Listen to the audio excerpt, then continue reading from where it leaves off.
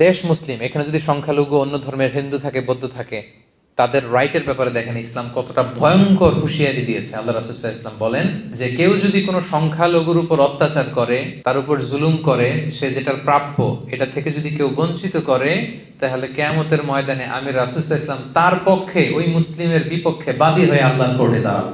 আপনি নামাজ পড়তে পড়তে কপালে দাগ ফেলাই দিচ্ছেন, দাড়ি রাখতে রাখতে এত লম্বা জুব্বা, এরপরে হিন্দুদের বাড়ি দখল করতেছেন আর বলতেছেন আপনি বড় হাজী সাহেব। আল্লাহ রাসূল সাল্লাল্লাহু আলাইহি ওয়াসাল্লাম বলেন কিয়ামতের দিন আল্লাহ রাসূল ওই হিন্দুর পক্ষে থাকবে, আপনার বিপক্ষে। কথাটার ওজন খেয়াল করেন। আল্লাহ রাসূল সাল্লাল্লাহু আলাইহি ওয়াসাল্লাম বলেছেন তুমি মুসলিম হও, তুমি হাজী হও, তুমি যেটা হও, তোমার বিপক্ষে থাকবে আমার অবস্থান কিয়ামতের দিন।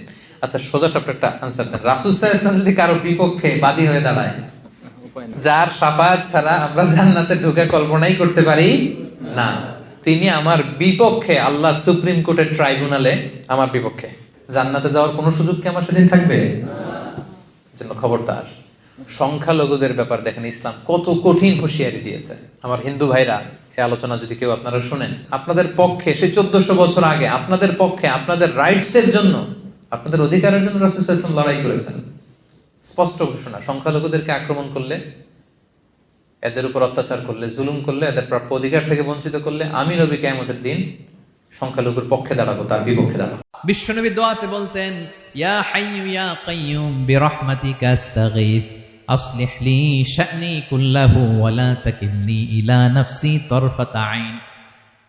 ও হাইয়্যু ওয়া কাইয়্যুম, ও শাশ্বত চিরঞ্জীব আল্লাহ, আসলিহ লি শা'নি কুল্লাহ, আমার সব কিছুকে আপনি ফিক্স করে দেন, ঠিক করে দেন।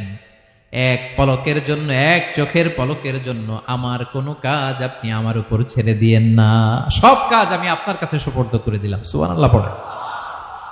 তাহলে দোয়ার সময় বলবেন ইয়া হাইয়্যু ইয়া কাইয়্যুম, পারবেন? বলেন ইয়া হাইয়্যু ইয়া কাইয়্যুম। আল্লাহর এই দুটো নাম ধরে ধরে আল্লাহরে ডাকবেন, তাইলে ওই দোয়া কবুল। পারা যাবে?